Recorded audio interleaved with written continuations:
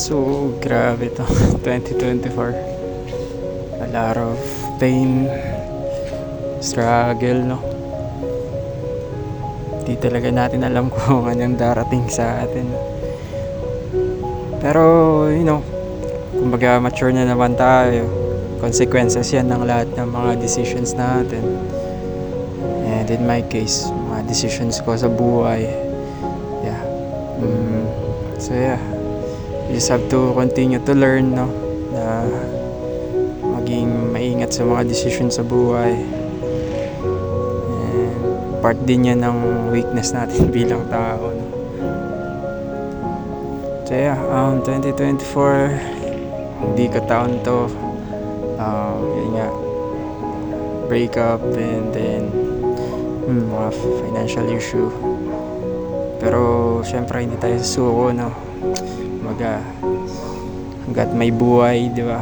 May pag-asa, and you just have to continue na mabuhay ng may rason, yan, para you stay motivated. And alangan naman, kumbaga titigil na yung buhay natin, no? So sikap lang, no? Sikap lang. If gusto natin na maging financially abundant and stable and healthy, nasa atin naman yan, no? Mag-grind tayo, start a business, and then kung gusto natin maging masaya, just continue to do our passion, no?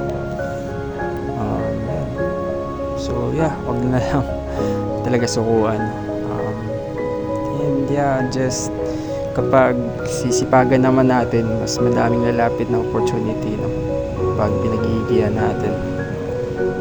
And hopefully 2025 will be a better year for me. And regarding sa relationship, medyo napagod na ako, nakakapagod din. Hindi ako na mag-effort. Darating na lang siguro yan.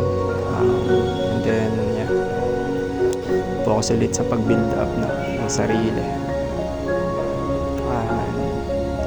Especially, never kalimutan na magdasal, no? Yun lang din yung sanctuary natin, no? Is our prayer. So yeah, love you guys, bye.